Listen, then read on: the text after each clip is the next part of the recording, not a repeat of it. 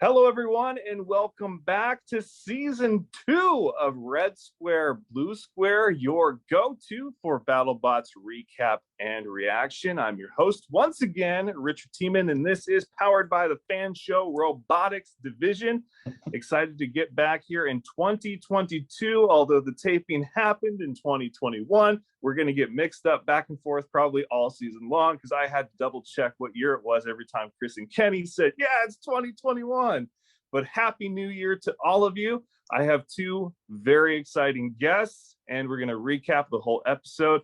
But before we get too far into things, allow me to kick it over to the F.A.N show Hall of Famer himself, John Remar, Battlebots referee. John? Warning, this episode is full of spoilers, so you've been warned. All right, you heard him. There it is, the spoiler warning. If you have not seen episode 1 of season 6, stop what you're doing and go watch it now, because here we go. In the Red Square, we have the man who is the Sultan of Slash and Burn, the captain of SawBlaze, Jamison. Go. Welcome, Jamison. How are you? Doing great. Thank you. Yeah, man. Your fight started off tonight. Can't wait to talk about that one. And then in the Blue Square, the king of kinetic energy and a bad man, it is the captain of Tombstone, Ray Billings. Welcome back, Ray. How are you? I'm good. Happy to be here. All right, we're going to do things a little differently this season on Red Square, Blue Square. Well, first and foremost, I'm doing this on my phone because I can't get Zoom to work on my computer. So that's already different this new year. But we're going to run down the winners and losers of the night, and then we'll talk about our favorites. We'll talk about your guys' fights because you both fought this evening. And then we'll get to a few questions such as biggest surprises. There was a new bot in the mix tonight. Who looked the best, coming into this. You guys have a new home in Las Vegas, so we'll touch on that a little bit. So let's take it from the top. Fight number 1 to kick off the evening, SawBlaze over Minotaur. Congratulations, JMO. Thank you. It was by unanimous decision, but I am surprised it went the full 3 minutes. But man, if there's 2 bots that can drive 3 minutes on fire, one of them is Ray and Tombstone, and the other one happens to be Minotaur. So congratulations on a big opening night win and opening statement for you guys. This would have been a coin flip for most people. I had a feeling you guys might get it. I don't believe there's such a thing as rust in the world of combat robotics, but obviously Minotaur spent a year away because of the pandemic and restrictions, but you guys have been dominant more and more so every year that you compete. So we will talk about that. Also, fight number 2, Uppercut gets a knockout win over Gigabyte. So they are picking up right where they left off. So fantastic performance by them. Gigabyte still a very fierce competitor, but they're going to have to figure out what they need to do to compete against the heavy hitter vertical spinners like their full shell spinner is. Which brings us to a new bot, Switchback, 180-degree pivotal drum spinner design. Never seen anything like this. Went up against Gruff. Gruff got the win by knockout, and we will talk about new bot, preparing for them in a little bit. And Captain Shredderator versus you, Ray of Tombstone. They win by knockout. You caught on fire. Not quite the debut that you want. And I remember talking to Matt Spurk of Kraken saying, I think that the committee or whoever it is really sends a message to everybody, that first fight card for everyone, whether it be episode 1, 2, or 3, when you finally get your first one, about where they feel like you are. And I was really surprised to see Captain Shredderator against someone like you, because they hadn't done very well the last few seasons. And he said, for them, it was, no one expects us to do well. So if we do, it's even better for us. So did you guys have like a kind of conversation about this being the first matchup? I think the win for him probably meant more than the loss for me did. I mean, because it's a great robot. He's just had a lot of issues with it over the years, and so it was great that he came out and got a victory against one of those upper level teams.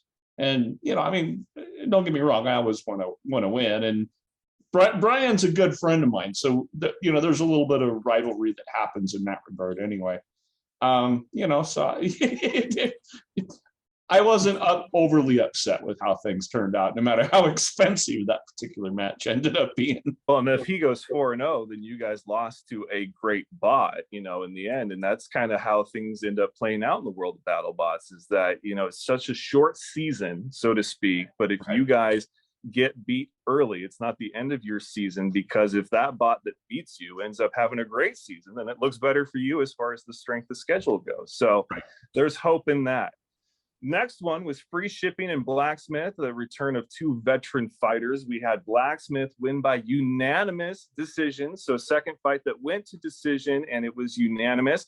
I was mixed on this. The new scorecards are out. I haven't had a chance to really look at them up and down, but obviously there were some changes made from last season to this one. So good to see Al Kindle back in the winner's circle. Then Pain Train versus Deep Six. Pain Train back from his first season last year, Deep Six back after a year off, and they looked just like how you expect Deep Six to look. Huge knockout win, like something we'd see from Uppercut normally. So congratulations to those guys, going 1-0. And then finally, the main event, Hydra versus Endgame. We all wanted to see this because we felt like we could have easily seen it last year, and we didn't. And then, of course, nothing can ever go perfectly in the world of combat robotics. So you had a hydraulic issue in Hydra, one good flip, and then that was it. So Endgame, the king reigns supreme, and there are 7 bots now, 1-0 after the first episode. Jamison, you're one of them. How did you feel kicking off season 6 in Vegas? Oh, you know, well, when I heard that the producers really enjoyed that match. I mean, I enjoyed that match as well. There's lots of action back and forth, and you know, there's nothing wrong with the win. So I was very happy about that. They're whispering like, maybe we should start the season with that. And I'm like, oh, how about a main event? How about a main event? We've never won a main event before, so I'm like, how about a main event? They filmed all the little tidbits, the in-chair interviews and things like that. So I had my fingers crossed. But this is also a huge honor. I mean, it's almost tradition at this point for SawBlaze to open for a season of BattleBots. We're happy to open the season, and absolutely, we're speechless. Minotaur is such an incredibly good robot that it's a matchup we thinking was going to come sooner or later. And it came this season, and I think we are the most prepared for it we have ever been in our involvement in the sport. Yeah, it was a great showing by you guys. Like I said, I was surprised it went the distance of the 3 minutes, but you guys really came out and you showed just, as I mentioned earlier, it seems like you guys get better and better every year, which sounds great, you know, because there's only 4 fights in the regular, and then 4 if you make it all the way to the championship. So you want to be as good as you can, you know, all season long, and you guys have certainly shown that. Great fight to start us off. Then we had the switchback bot, and I wanted to get some perspectives from you guys here. Ray, we'll start with you because you've been around the block a few times. When you see a new bot, and you may end up facing them at some point in the season, do you look at them right away and see kind of what they've got going on, or do you wait until, you know, maybe you've seen a couple of fights of it? I kind of like to do a little of both. I mean, first off, I'm going to go check out one of the coolest things about going to BattleBots is showing up at the pits and walking around and looking at all of the robots. I mean, at our core, all of us are just fans like everybody else. I mean, the first thing we're going to do is go, hey, that's cool. That's cool. You're going to walk around and look at everything. I actually friends with some of the switchback teams. So I already knew these people from previously, even though it's a new robot. And so I'd already kind of checked out what they were doing as they were building it. It's unique in the way it does what it does. I think they need to get a season or 2 under it to start when you're doing something different than everybody else has done, things break that you're not expecting to break because there's no experience pool to dig into to find out what's going on. So I think it's an idea that's got merit to go forward. They've just got a lot of little details to dig through to get there. JMO, the design reminded me of a SawBlaze, minus the fire, because it does have it's they call it a drum, but it really didn't look like that because it's several different blades built on, where Minotaur is like a true drum spinner, and then it has the ability to go back. Yours doesn't do a full 180, but it feels like that's kind of what they're wanting from it, is to be able to have that kind of attack from the top.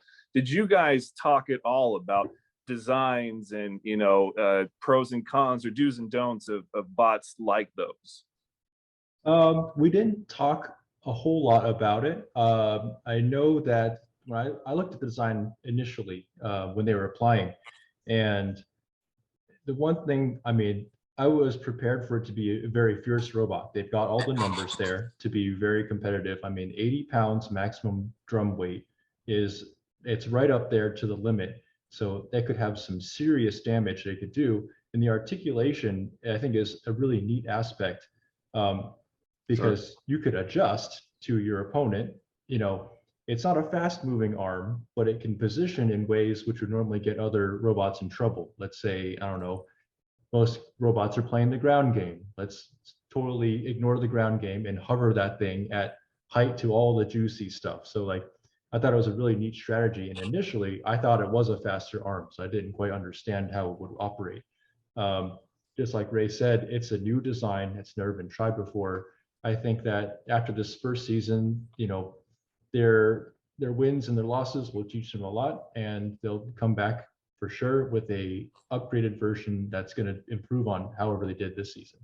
Yeah, you like to see that improvement from bots each year. Pain Train, they said that they had learned so much from last season. I don't know if Deep Six was maybe the best choice for them to be like, okay, here's what we learned, let's apply this. Kind of fed to the wolves, it seemed like. But hey, you only get 4, and you got to be the best and do that to beat the best. And I think that they're certainly showing signs that they are prepared to be there. Before we get to our slash and burning questions here to kind of round out the episode, I was curious. Now, Ray, you had a little bit of an incident after the taping of Battlebots, and you said that the future may be a little uncertain. One thing that Battlebots is very unique with is its ability to, you guys have your competition, it is recorded, and then you guys get to go home and you watch it play out. And I know you guys, at the end of these tapings, you guys are spent both emotionally, mentally, financially, for sure. Financially, and yeah. So you guys are probably like, okay, it was a good run, but man, that is the last one, I swear. And then you watch it and you fall in love with it all over again. Or maybe you don't. Maybe you remember this is the moment where it's like, I decided this was the last one. So Ray, I don't know what watching it later does for you as a competitor, but it is a very unique opportunity as a competitor. Does it ever change your mind going from one season to another when you watch it play out? The part that always gets me is when I'm in fight mode and controller's in my hand, what I see and what I remember of the fight sometimes ends up being different when I watch it in film. And it's like, I remember something happened and it's like, well, no, that's not how it played out. And it's always, to me, it's kind of a learning experience. When you watch it on film later, there's details that you pick up there that you didn't pick up while you were in the fight itself. And win or lose, I like to go back and look at those fights because it helps mold what I'm going to do going forward. Because I've got my initial impression at the fight while I'm doing it, but then there's other details that bubble to the surface later watching it on film. So I always view the film aspects as kind of a learning tool to get better for next time when I show up. But it's never been something where you feel like that was your last hurrah, and then you watch it and you're suddenly inspired again to be like, no, I can't. I got to go back. I got to be Ray Billings at Tombstone and go back again. There are times at events where you get frustrated and you go, why am I throwing so much money away doing something where I had this crappy of a time? And those moments are brief. I'm too dedicated, I think, at this point to ever really think about just not doing it anymore or not being involved in some way. I'll be on the periphery of combat robots between now and whenever I die. I'm sure of that. You're gonna have to bury him in the battle box, which hey, you know, that's pretty fitting for a legend such as yourself. I already have a tombstone to put over it, so you know we're good in that regard. I always wonder what your actual tombstone would look like. And I think it's just you taking an old bot and just flipping it on its end and Ray Billings. Well, just, you know, do a little Arduino, have a timed motor, so you know every once in a while it'll just spin, so people be walking through the graveyard, and all of a sudden, you know, the tombstone kicks on and whatnot. I could create havoc for many years after I'm gone. I love that idea. Well, JMO, you guys had a new home, Las Vegas. Now, you guys had competed here before with a very special kind of one-night event. This was not that. This was just like a regular season, but with a new location. You being from the East Coast, you know, you have to travel to the West Coast every year, but this was a little different. You know, gambling and fight capital of the world. What was your experience like? Battlebots in Vegas. Oh, well, definitely it was different than the previous seasons. I mean, for starts, is that usually we have teammates in SoCal that it's a lot easier to coordinate because, you know, they're kind of our local hosts or such. Sure. This time, no one lived in the area from our team. So we were all traveling. So, you know, it was all new. And especially for myself, this is my first time in Las Vegas. So I think actually this was probably the most fun outing that we've ever had. Because after every day, like even after that last fight, we took care of what do we need to take care of. And then we actually got to go do fun things in the area. And there was lots of fun things to do. It was really hot. Yeah. Shoes were melting on the pavement. It was really hot. I mean, I'm sure someone at some point will talk about the flooring in the pits. That was a unique experience as well. Oh, I'll go there when you give me the chance. That was horrible. Did you have an experience with that, Ray? We spent 2.5 weeks getting tasered all day long. Okay. They had where the pits were set up was essentially a parking lot. So you can't be pushing robots around on this. So they put down this sort of heavy duty plastic floor on that so that we could wheel the robots and carts around on. And that part actually was pretty good. The problem was that you built up static electricity, and everywhere you went and everything you touched, you got the crap shocked out of you. Wow. For the entire time we were there. This is not an exaggeration. I had the crap shocked out of me 1,000 times easily. It was many, many, many times every day. And it was just one of those things where after a while you could just see people pulling their hands away from the table all over the pits all the time. It was interesting. It was interesting. In fact, I don't personally remember anybody saying they burned any electronics or screwed up any test equipment or anything. So I guess it wasn't as horrible as it could have been. We didn't burn up anything, but I had my chargers turn off multiple times from getting shocked. Wow. Ask around. There were a lot. Were there? There were. Yep. There were. Okay, A lot. I believe it because yeah, I had my chargers reboot multiple times from just touching them and having them, you know, shock and turn themselves off. So it was a fun bit of unique experience to add to everything else in Vegas, you know.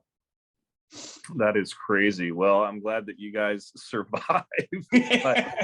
Wow. Okay, so that's something. I do know I've never been to the ground floor of Vegas. What I mean by that is I have connected flights and had layovers in Vegas, and that has been the extent of my visitation to Las Vegas. But even in the airport, they want you to gamble and drink. There are slot machines everywhere. So I was curious if the teams ended up pulling like a separate fund of like, look, we're going to come across these downtimes where we're going to have a slot machine right next to us, and we might as well, you know, win in Vegas. I don't know if either of you guys had your own, you know, gambling fund for this trip to Vegas the first time. a little bit. Not that's really not my thing and whatnot. But you know, this is kind of like a family reunion. We don't all get together all that often. These are the best friends I've got in the world, and I only see them a few times a year. So the social aspects of getting together with your friends is a big part of why I do this. And Vegas is a great spot to go enjoy your friends socially. So we did spend some time out having a good time, not necessarily so much gambling, just spending time together and all this there is to do in Vegas. Gotcha. JMO, first time in Vegas, did you gamble? Yes. There we go. There we go. So I wanted to know what it was like. So I went to all the different casinos with my team, and like, you know, some other folks from other teams who were very close with. We went out there to go experience the floor and try out the different machines. I don't like digital slot machines. I don't trust them.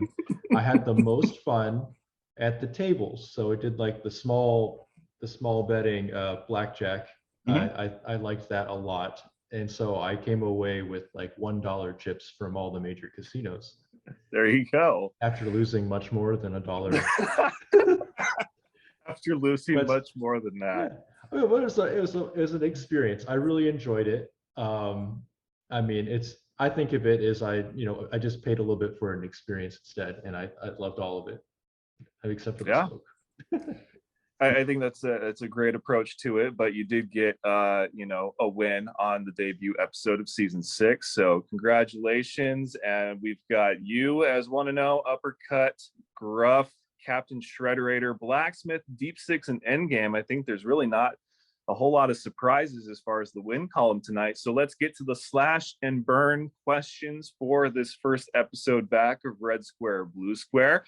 Biggest surprise of the night. Let's start with you, Ray. Oh, me getting my ass kicked. That was probably the biggest surprise for me. You know, I honestly, most of it played out the way I expected. So there wasn't any that were just super surprising to me. Deep Six looked significantly better this year than it did before. It's a lot more dependable. It's a lot more mobile than it was before. And so it was really good for me to see them. For whatever reason, I sort of root for them and want them to do well. And they came away doing well for this matchup, obviously. So that was just something I was happy to see them have some success, because I know they've worked real hard on it. And JMO, biggest surprise of the night for you? I'm agreeing with Ray on that one. The Tombstone Shredderator match, I was not expecting it to go out like that. I mean, both are heavy hitting robots. Shredderator, like, historically hits really hard a bunch, and then eventually the spin loses out. So it's really, I guess, what's going to happen first, but I was not expecting the fire in Tombstone. So that was a big surprise for me. Also, the reliability of Hydra in the main event, that was a shocker. Usually, Jake, the whole Waiachi crew, their machines, especially for match number 1, are well prepared, and to have an early failure like that, not as a result of Endgame themselves, was a huge surprise. Yeah, I agreed.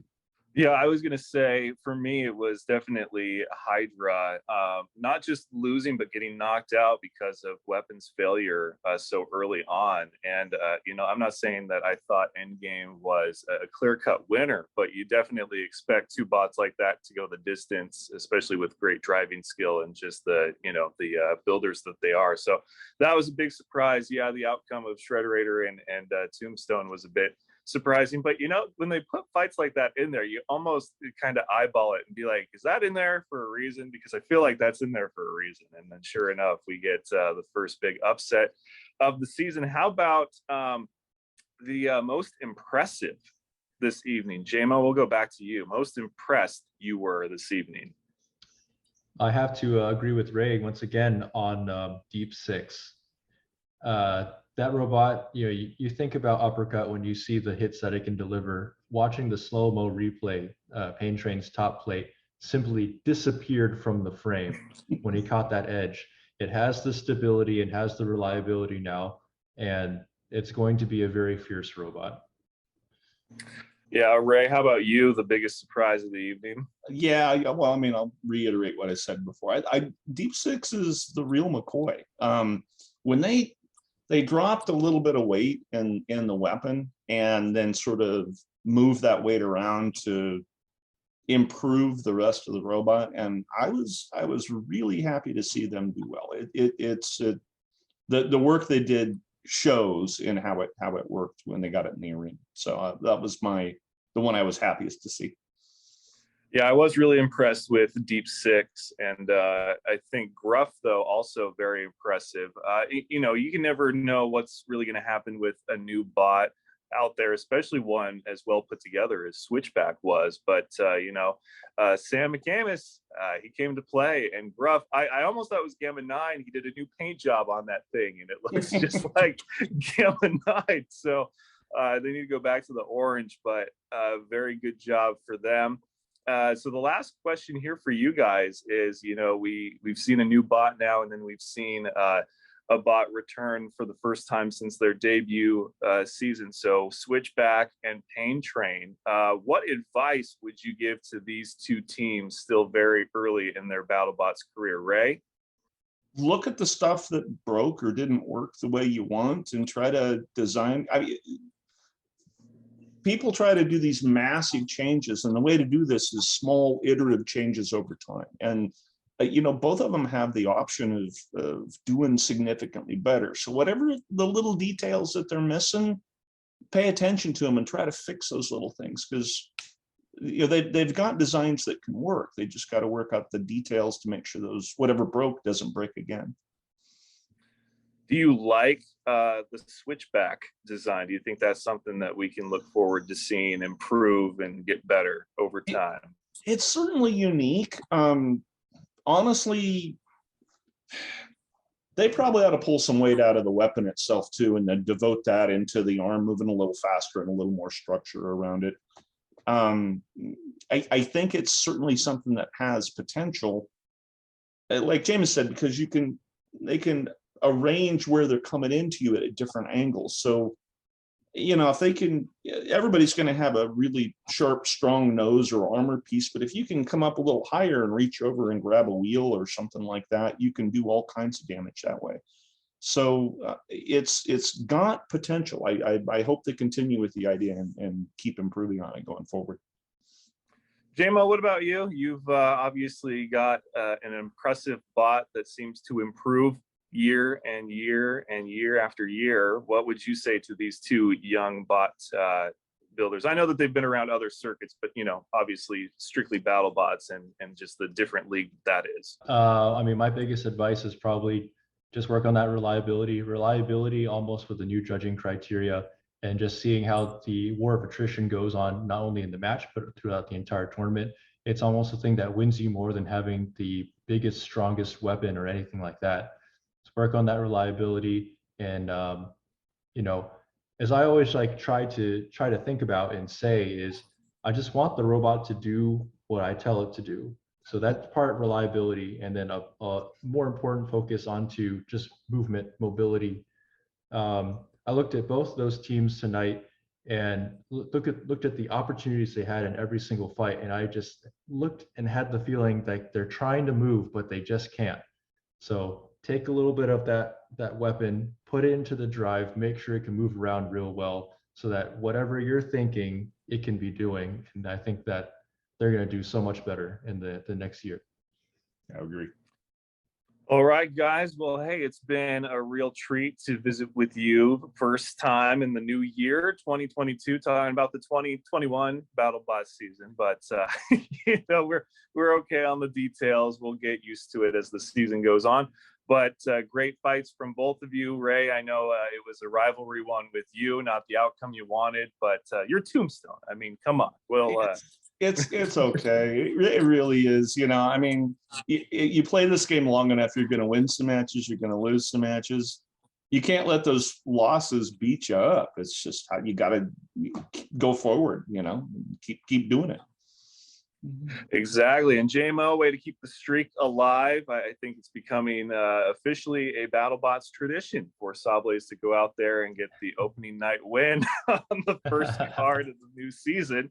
But man, against Minotaur, that should send a message through the rest of the pit. There was a couple of message sending matches this evening. So already a very exciting season, and we're only one episode and 7 fights in. So I'm sure we'll talk to you gents later on this season. Best of luck to both of you. Enjoy watching it back. And for Ray, Billings, Jamison Go, and myself, this is Red Square, Blue Square. I'm Richard Tiemann. We'll see you next time.